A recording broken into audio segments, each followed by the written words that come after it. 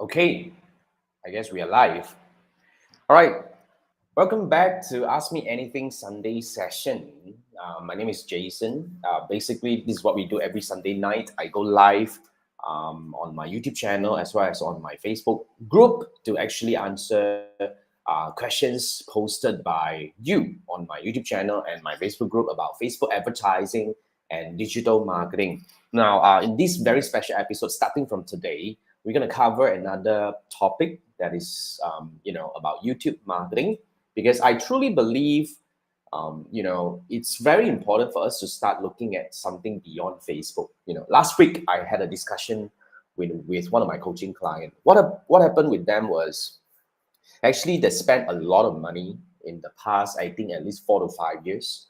A lot of money in terms of growing their Facebook page. I think now they have quite a number of Facebook pages, and the biggest one they have about close to more than 200 over 1,000 likes on their Facebook page. But what happened with them is this: despite having such a big fan base on their Facebook page, and in fact multiple Facebook pages, I think all accumulated, I think they have more than 500,000 Facebook page subscribers or followers. The problem with their presence is this: despite having such number, they can't leverage on whatever they already have to create sustainable growth for their business. I mean, let's put it in a very simple, plain way. 200,000 Facebook page followers or likes means nothing if they stop advertising. It's actually a very, very sad thing to see, you see. You spend so much money, effort, and time growing a Facebook page, but whatever you post, now you are only able to reach about 1 to 3%. In fact, the bigger your Facebook so-called the fan base is, the lesser people you can actually reach with your organic posts. So what's going on right now here is they still need to continuously run ads on their Facebook page to reach their existing fans because their business is very much depending on the organic, so-called the engagement that they are getting on their posts. Because they want people to click on the link. It's very much on the affiliate business model. So when it comes to this kind of situation, it forces us to look at it in a very, like in with the right mindset over here when it comes to growing your presence on social media, which is you actually can have a base that you can actually leverage on in the long run. I mean, it's a very sad thing. Now, let's put it in another perspective, something that I actually use as a kind of like a discussion when we're having a coaching call the other day. I say, you see, I have a YouTube channel, and my YouTube channel is only, I think now about 5.2 or 5.3. I mean 5.3 K subscribers. It's about 5,300 over subscribers. But when I stopped posting, in fact, I actually stopped posting in the past 3 weeks because first thing first, I'm actually restructuring something on my end when it comes to content perspective. At the same time, I'm also doing an experiment to see if I stop posting, what will happen to my YouTube channel. So actually, we stopped posting actively for 3 weeks. This other than that, we have all this, of course, the weekly live going on Sunday night and Wednesday night as well. Other than that, I don't post anything on my YouTube channel. And what happened in the past 3 weeks was my YouTube traffic grew actually, as in like the view counts actually increased by I think about 20 to 30%. And then the traffic generated from YouTube to my website, in fact, it's a very important traffic, yeah, because these are the people who found me on YouTube, watched my video, and decided to like what I say about whether it's Facebook advertising or digital marketing. They decided to come over to my website to look at what I have got to offer. So the traffic increased by 10 to 20% as well. So basically, what was proven here was despite not posting anything on my channel can still grow on its own without me needing to do a lot. So here's the thing that you want to consider. Okay, keep posting on social media will not help you grow organically in the long run. Why? Let's put it in a very simple way. Because first thing first, social media posts are very, very real time, and it doesn't really help you grow over time because it doesn't have any search engine juice, SEO juice coming to the posts. So, like, let's put it in a very simple way. All right, when was the last time you received an inquiry from a post that you posted on Facebook or Instagram, maybe like 3 months ago? It doesn't really happen because it's all about instancy on social media. You got to keep posting in order to stay active or stay relevant to your audience. The moment you stop posting, Facebook will deem you as inactive, or Instagram will deem you as inactive, and they start kind of like sinking you all the way down. So despite how many people that you have gathered in terms of liking your page and all that, it means nothing. So that's something that is really something you have to look at. Now, on the other hand, if you build a YouTube channel, I'm not saying that Facebook ads is dying. I'm just saying that when it comes to social media presence, what you should be looking at it in a more objective way, which is social media presence are important. I would say it's still a very important thing that you have to build. But then again, you have to know what you want it to do. As in, like, social media, in my perspective, I'm actually using it to gather people who are trying to talk to me.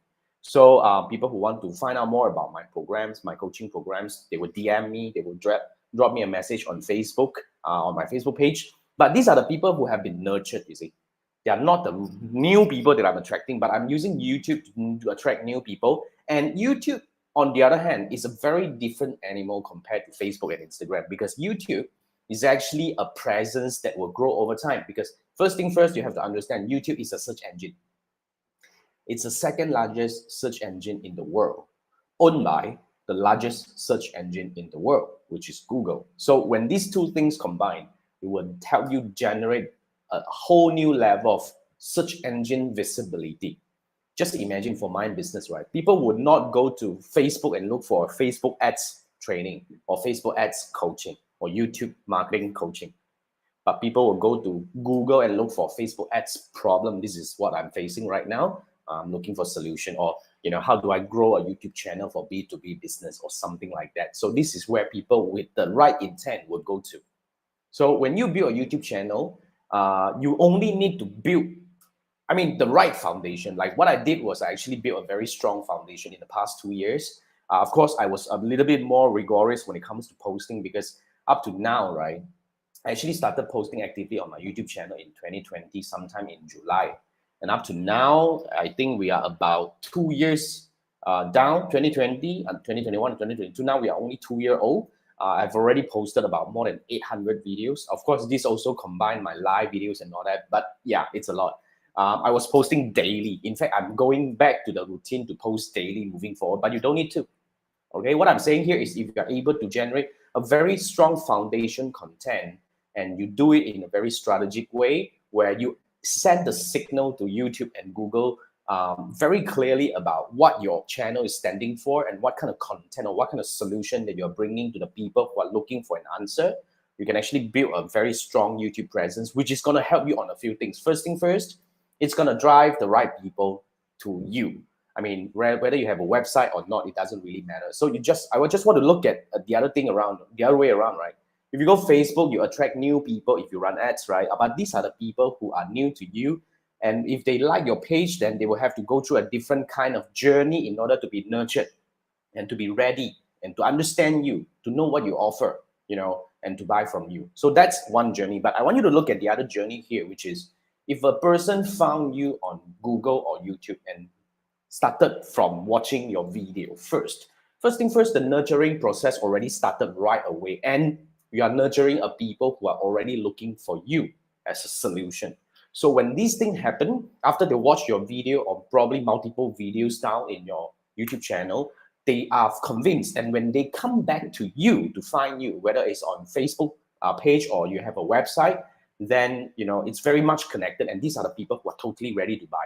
So the journey of nurturing is so much shortened. And when you establish YouTube as a so-called, I call this my social media name card right now for me. Because to be frank, when a person asks for, "Hey, Jason, how do I know if you are, what do you do?" I would send people to my YouTube channel instead of Facebook page. Because when they go to Facebook page, they will be drowned by a lot of other information. But they go to my YouTube channel, they start looking at all the videos that I posted, and they started to convince themselves about how good I am, you see.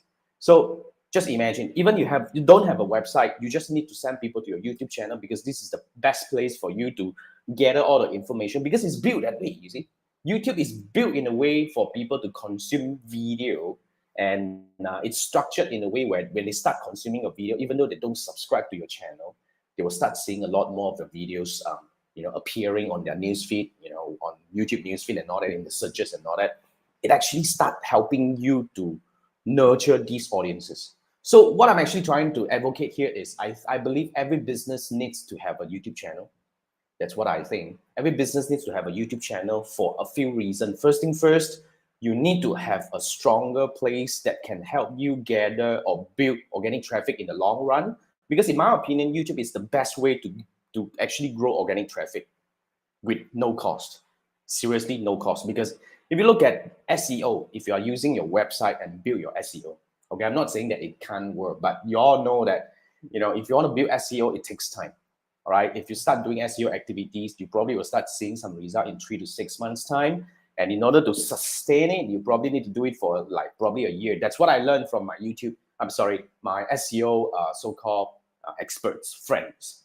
So it's a long-term thing, but you start seeing results slightly slower. But on the other hand, if you do YouTube, right, I can almost guarantee you can start seeing result in a month time. Because in fact, my second channel, which is actually a very totally unrelated hobby channel, I talk about gardening.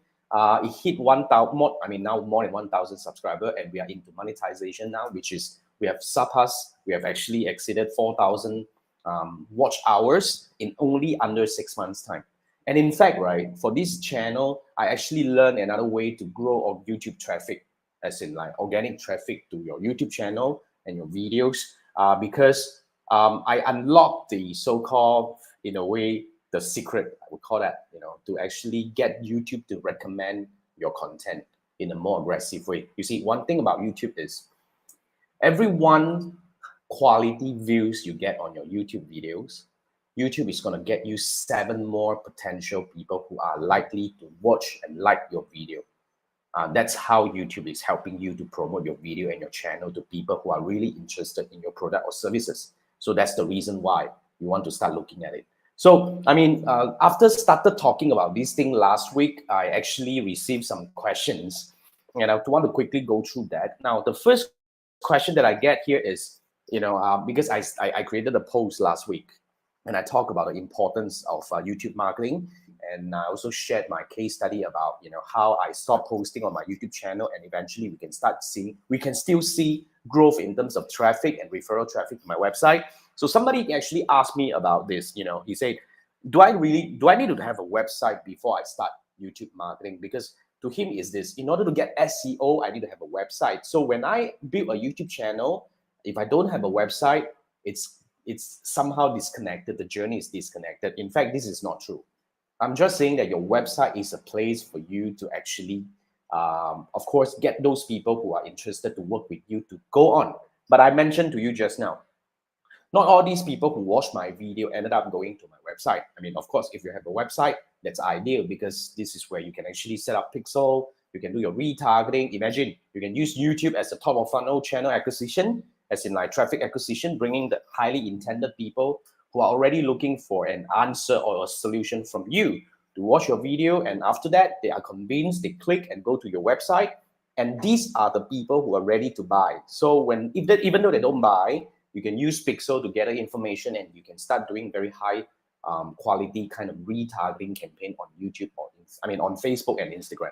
So that's one part. However, if you don't have a website, it doesn't stop you from building a YouTube channel, because now my second YouTube channel that I mentioned to you just now, we hit 1,000 subscribers and 4,000 hours of view time in less than 6 months' time. We actually built it without knowing what we wanted to do. We just started posting a lot of gardening videos in Mandarin and all that, right? So basically, we didn't know what to do. But up to now, as we hit into monetization, along the way in the last 6 months, right, how people actually contact us, they watch our video and we send them to our Instagram. That's how we actually engage with a lot of those people who are really passionate about gardening. And that's how we build relationship with them. And now, when we are more ready, we're going to launch our merchandise, which is pretty soon, right? In a month or 2 time, we probably will start launching our merchandise. And by the time we have it, we still don't need a website, because we can actually sell any merchandise everywhere on the internet. I can actually drive people maybe to Etsy to buy, or to Amazon to buy, or to Shopee to buy. So it's totally possible. So the short answer here is this: start building your YouTube channel regardless you have a website or not. because you don't need a website to start YouTube marketing. You want to start YouTube marketing to start building a brand, start building a following, start building the inflow of traffic that comes to your high quality video that you build strategically. And after that, once you're more established, you can always build the channel or so-called the journey in an entirely different way, however you want it, like what we are actually seeing right now. So I hope that gives you a very clear idea that you don't need a website to start YouTube marketing. You just need to start right now. So if you need help, seriously, okay, you can actually go over to this link. This is a link that I'm actually I'm actually trying to work with 5 businesses, 3 to 5 actually. That's the target. 3 to 5 businesses to build your YouTube channel. This is the one-on-one coaching program. Basically, what we're going to do here is I'm going to look at your channel potential, and I will draft a journey with you. I would say this is how we want to build, and this is the strategy. We want to build a YouTube channel. So all you need to do here is, scan this QR code and apply. Basically, you can't sign up to this thing. You need to apply. And then after, let's have a quick chat. Let me understand your situation, and I will build you a strategy and a journey, and we will do this together to launch your YouTube channel in, a month or so. So basically, that's the coaching program. So that's the first question that I get. So the second question here I get from the post that I created last week was, somebody asked me, can YouTube marketing work for B2B business? The answer is absolutely yes. I mean, look at me. I'm actually running a business to get those Facebook advertisers to get better in their Facebook advertising game. So as a Facebook ad strategist, am I not a B2B business? 100%, right? In fact, that's the most important place you need to build if you're a B2B business. You know why? B2B customers or your clients do not go to Facebook and look for you. Correct? They do not go to Instagram to look for you. Like, for example, I actually started looking for my merchandise partner. I was looking for, animal pin manufacturer. I don't go Facebook and look for animal pin manufacturer. I go to Google and look for animal pin manufacturer. So if your business is B2B, even it's more important for you to look at this in a very, very objective way. Now, first thing I want you to do here is this. Go to Google, look for, let's say, animal pin. Okay, and see if you have any search engine ranking over there. If you are ranking on the top first page, if you are you at the top? So if you don't have any presence at all, okay, and you're like, what the hell should I do right now? Now, 2 ways for you to do. You need to build your SEO in the conventional way, which is if you have a website, you need to do a lot of backlinking, and all these kind of content creation everywhere to build SEO juice to your website, and hopefully over time, in 3 to 6 months time, you can see your website ranking very high. Or you can do it another way, which is like me. Create a YouTube channel that actually provides highly relevant and useful information about what you do. Like if you do animal pin, you can actually do some videos telling people, how do you identify, a good animal pin manufacturer?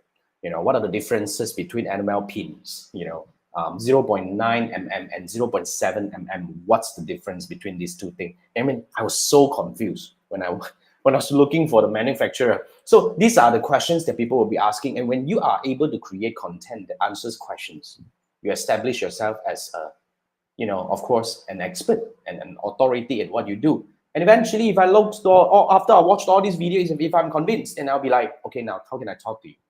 How can I buy from you? How can I order from you? How can I work with you? So even so, if you're a B2B business, in my opinion, you need to have a YouTube channel. You need to start your YouTube marketing right away, because that's how you will get high quality, totally ready to buy audiences to come to you. Okay, so that's the second question I get. Now, the third one here is somebody actually posted to me. He said, I already have a YouTube channel, but it's not growing. Why? Okay, so if you have been posting videos on YouTube and you do not know how to grow your channel and you are not seeing anything, just like how I started. In fact, I actually created my YouTube channel in 2018, if I'm not mistaken, for Jason Gunn Travel Academy. 2018 or 2015, even earlier. Back then I created a YouTube channel because I wanted to post some video that I created about back then we do all these, right? Corporate profile, corporate video to convince people. I mean, it's still very much old school back then, right? So in order to show these videos to other people, we need to host the video somewhere else. So we put it up on YouTube channel, and we created a YouTube channel. We put the videos there, and we get crickets. Of course, Who would go and search for, Tribe Academy corporate video? No such thing, right? Nobody will look for this kind of thing. Of course, you don't get any traffic. So basically, if your channel is not growing, or you're getting crickets on your channel, on a YouTube channel, two things you have to look at it. Okay, first thing first, there are two ways for you to get organic traffic to your YouTube channel. One way is through search. Okay, the other one is through YouTube recommendation. Like I said, I have two YouTube channels. Both channels are totally growing on a different way. Right, my Jason Gunn YouTube channel, 70% of my visitors or my viewers found me through Google and YouTube search. I mean that is really the Facebook ads or digital marketing channel that you're actually on right now, because this is very much question based. So I actually created 800 over videos, right? Like I say, in the past 2 years. So when people look for any related Facebook ads related questions and all that, I likely have a video that answers the question, and that's how we get people come to our channel with the right intent, of course. So that this is one very important way. So in order to get this kind of traffic coming in, you need to make sure that your content is highly optimized with SEO. See, even YouTube, you still need to build SEO around it. So basically, your title is very important. All right. And the second thing is your description is very important. But before that, you need to really understand what kind of keyword you're building for. Like, for example, I have a lot of keyword talking about Facebook ads for Shopee. In fact, I have a lot of videos doing for this. So in fact, one thing I actually can break down, a pro tip is, if you want to rank high on that particular topic, you probably have to create a lot more videos, not just one. Don't believe in doing one video and do it, or rule them all, right? You see, there are many ways to talk about the same topic. You see, so if you have one video, you have one chance to get. But if you have 10 videos out there, you have 10 chance to get spotted or to get found by the audience who are already looking for you. So that's one thing that's very important. Okay, so the searchability here is you have to look at the title, the description, but above all, you have to look at your keyword strategy. And on top of that, you also need to build a very strong so-called thumbnail to get people to click through your video. All right, so that's something. Now, on the other hand, my another channel, which is my, what do we call, my gardening channel, which is a hobby channel, which just hit 1,000 subscribers and beyond, and 4,000, we are into monetization now. That channel is 60% of the traffic, actually 60 to 70% of the traffic was actually through YouTube recommendation, which means YouTube recommend my videos to people who are likely to like my videos. So that's another beautiful thing that you want to really look into, because it's not like Facebook, you see. Facebook is a selfish prick to me. Why? Because, if you don't post, they debunk you. If you post something that is not up to their expectation or something they don't like, they ban you, they debunk you. And if you post something relevant, even, they only show you to a very small fraction of the total fan base that you have built. But on the other hand, on YouTube is different. If YouTube find your video awesome, they will actually show your video to a lot more people who are likely to like your video, because YouTube knows really who are the people who are into gardening, who are the people who are into Facebook advertising related questions, who are the people who are into, let's say, animal pin. So because you Google things, right, and then you watch videos, you go website which are definitely installed with Google Analytics. So Google has a lot of information about what you're looking for. So when they know, they're able to surface content to you, to recommend content to you. So that is how I grow my second YouTube channel in a very powerful way. 70% of my traffic came from YouTube recommendation. So for that kind of thing, you have to look at a few things. First thing first, you need to build your content based on what is already people are looking for. So that's another strategy. All right. And on top of that, you need to know how to trigger, this kind of algorithm to come in, which is actually you have to create content consistently. You need to do a little bit of engagement on YouTube when you publish your content, and a few things here and there. I mean, these are all the tiny little quirky things that are, it may seem simple, but it's important to understand how to do it right. So basically, if you are having a channel that is not growing, that's even more important that you have to apply for my YouTube Jumpstart coaching program. Why? Because this is a YouTube one-on-one coaching program where I will work with you to jumpstart your YouTube channel in a month or so. So basically what we're going to do is we're going to build a strategy for you. And then after that, we're going to build, we have a strategy, and we're going to execute the strategy with you. So you and I are going to work together to build this. In fact, I'm actually starting my third YouTube channel soon. Okay, launching it on the 18th of June, pretty soon. So we are. I mean, if you come on board right now, we are building a channel together. You and I, yours one and mine one. Let's see who actually hits the 1,000 mark faster. Why not, right? So basically, all you need to do is just to scan this QR code and apply. Okay, and basically what we're going to do here is let's jump on a call together. No obligation.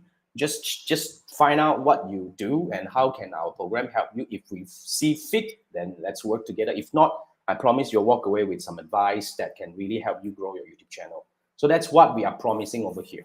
Okay, so that's about the YouTube Jumpstart coaching program. Now I have a few questions to answer on my, that I captured from my YouTube channel.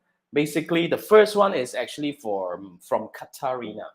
Now, Katarina is asking, you have one more pixel question, no problem. So you have a complicated case over here. You say you have one domain, but two Facebook accounts, which means two Facebook pages, all right? So domain has one subdomain for kids, okay? So you have one domain, abc.com, and you have maybe kids.abc.com, fine. So how to work with Facebook pixel in this case? You say one domain, one pixel, but in this case, you have one domain, two Facebook account, one account. Okay, fine. So don't worry about that, Katarina. You have one domain and one pixel, which is fine. All you need to do is you need to verify your domain. So once the root domain is verified, the subdomain is verified as well. So what you can do here is you can actually have one pixel, okay, linked to two different Facebook pages. It doesn't really matter. It's fine, right? So let's say you have an ABC adult and ABC kids. Both pages can have two ad account even. You can actually both have their own ad account each. And both of these ad accounts are linked to the same pixel, which is perfectly fine. Nothing wrong. Okay, it's not complicated. All you need to do is you just install the same pixel on both so-called domains. Then everything is going to work perfectly fine. Okay, Katarina, no worries about that. But if you need help, you can actually, jump over for a one-on-one Facebook Ads Audit if you need. I mean, this is where I work with you one-on-one on a quick 1 hour call to actually see what are the problems that you're facing. If you need actually a quick rectification, that I can come in and help you to give the quick answers to anything that you're having right now. So feel free to go to tribeacademy.com/FB Ads Audit. I mean, although this is an audit call, we can actually answer any questions that you have about Facebook advertising and digital marketing, especially Facebook advertising related. Whether you want to look at your pixel issue or your event setup or whatever, you can actually do that. Okay, so then we have Monkey Zaki saying that Facebook is terrible, such an unprofessional system. 80% of accounts get banned for such sensitive yet legal reasons. I would have to agree with you. For some reason, I wouldn't say that they are terrible or unprofessional. Now, in my opinion, what Facebook is trying to do here is they're trying to validate, especially Facebook advertisers. They want to make sure that your account is not handled by a bot. So in fact, the other day, I have a coaching client from the state. She never advertised before, but her ad account got banned.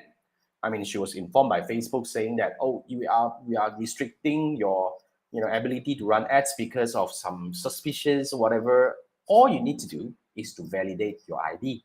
That's it. That's what they want. So once you validated your ID, they know that you are a real human and you're good. Actually, it's that simple. It's not complicated at all.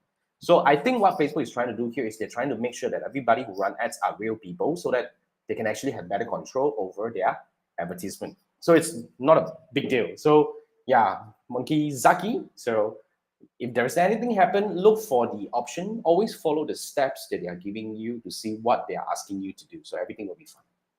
Okay. Now the next question here is this is from Liam. Liam is asking a question on my video talking about the new Facebook Ads objective lineup, right? Which is what we call the ODEX, objective-driven advertising experience. Right, so what they did was instead of 11 objectives that you're probably seeing right now, they string it to 5 or 6 objectives. All right, actually, they did not kill any objectives. What is happening here is they are only reorganizing the objective, but of course, because it's a new thing, it actually created a few confusion. Like for example, like for Liam's case, if you want to look for message objective, okay, You can actually do this from a few objectives. Now, you can actually do it on engagement level, which is there. If you go into engagement, you realize that, oh, the message is there. Okay, and I think traffic as well, if I'm not mistaken, and as well as sales. Yeah, so what happened now is some objective appears in multiple places, like website. I think website appears in quite a number of objectives, if I'm not mistaken, 4 to 5 of them. So in fact, you can actually just start with anyone. But of course, you want to get closer to the idea. I would say, it's either engagement or conversion. But I think now it's more important to understand what you want to achieve. So basically, that's that. So don't worry, Liam, just go in. It's not the end of the world. All you need to do is navigate a little. As long as you're not publishing the ad, they're not charging you yet, right? So just play with it and see how to find. You just need to find back the usual path. It's just the very beginning that is a bit confusing, but after that, everything is fine. Okay. All right, so that's Liam, and have the last question here from Tatiana. So Tatiana is asking, what do you do when you see that the ads are shown to the wrong people? Okay, for example, the target audience were researchers in a particular area, and you see only some of those people who react are researchers, but in quite different areas that you wanted. Now, I think Tatiana commented, I think what Tatiana is really looking for is about how to find the right people. In fact, I really have to break it down to you. When it comes to Facebook advertising, this is a mass advertising. This is like, it's not like Google advertising where you're attracting people who are looking for specific keywords, but on Facebook advertising is as good as distributing flyers. So when Facebook is distributing flyers on behalf of you, they are distributing flyers to people who are going to first on a few criteria. First thing first, it's actually based on objective that you're looking for. Even though you zoom in and say that you only want researchers, which is actually too niche. Yeah? In my opinion, researchers is actually too niche an audience to target on Facebook. They don't know who are researchers, to be frank. That's the first thing. So what Facebook is going to do here is first thing first, despite you say you want researchers, Facebook may identify more people as researchers than you believe, because to them, researchers could be researchers of all things. But to you, you only want specific type of researchers, which Facebook don't know. All right, so this is the disparity of information over here. But then again, so yes, okay, let's say you find researchers. Now, let's say probably they say that within this area, there are about 100,000 researchers. Then we all know that they may not be, right? So other than these settings, Facebook will also look at what are the objectives that you're choosing. So let's say, for example, you're trying to get traffic. So what Facebook is going to do here is they're actually going to zoom into these 100,000 people that you're targeting, and who are the people who are likely to click on the link. And then they will zoom in these ads to show them more. So basically, this is how things gonna work when it comes to Facebook advertising. So let's say, for example, if you target researchers, 100,000, and you use engagement objective, and then Facebook is gonna show those people who are likely to engage, which in my opinion, it could be totally different group of people, People who click links are not the same as those people who like posts. So starting from choosing objective, defining the audience and the advertisement, there are steps that leads to the right combination. But here's what I think, Tatiana. I think, targeting a too niche an audience is a bit difficult on Facebook advertising. I would say you probably want to broaden up your mind a little bit and let's try to reach more people and basically get the right ones to come in to look at your thing. I mean, you have to tolerate that you might have some wrong people. Like when we run ads, it's totally normal for us to, let's say you get some wrong audience coming in, you're not qualified, your budget is too low. But then again, these are exposures. But from there, what we want to really measure is how many % of these people are genuine. How many % of these people are the right audience that we can target? So that's how we actually streamline. All right. So Tatiana, if you need help, right, just want to quickly shout out to this thing. Basically, I would say these are, slightly complicated things if you're new to Facebook ads. But if you need to speak to me one-on-one to answer a few more questions that you have and really try to find out the real route or the strategy to achieve what you want to achieve, you can actually go to tribeacademy.com/FB Ads Audit. This is where you can book a half-an-hour call with me, and we can actually have a discussion, answering your questions, looking into your campaigns, and see how we can actually improve from there. So yeah, so that's all we have for this week. Well, basically, remember at the end of the day, you have to really look at Facebook advertising and whatever Instagram advertising as part of your digital marketing journey. In fact, you want to start looking at something beyond Facebook ads right now, such as YouTube marketing, TikTok marketing even, and podcast, something that has been getting me quite good result lately. So we need to broaden. Why? Because moving forward, as we enter the Web3, things is going to change, because fundamentally, technology change is definitely inevitable. The other part is the audience behavior change is also going to impact our campaign. So, yep. Right. Thank you so much for joining the session. All right. I hope you learned something useful. Of course, if you need to ask me anything, just go to my YouTube channel. I prefer you post your questions on any of my YouTube videos. Despite it's irrelevant, doesn't matter. But I would appreciate if you go to my YouTube channel, Google for your answer first, and then go to the closest answer, or the video with the closest question. Watch the video if it provides you the answer. If don't, then feel free to drop a comment, and I'll pick them up and answer them over here every Sunday night. So if you post any questions on my YouTube channel and everywhere, I won't answer you by comment, but I will answer you over here on my weekly Sunday night show. So with that, I think that wraps this round. Thank you so much for joining. I'll see you next week. Thanks. Good night. Bye-bye.